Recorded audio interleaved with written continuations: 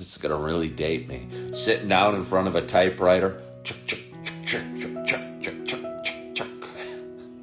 You kids today, you young whippersnappers, don't know what it's like. For high school graduation, I got a typewriter. Might have had one of those fancy delete buttons on it.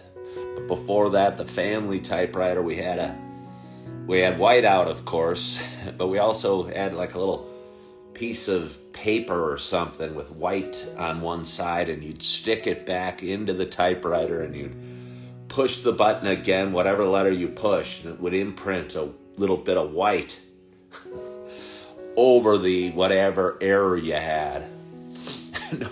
No wonder I got bad grades growing up. The technology I was using was so antiquated.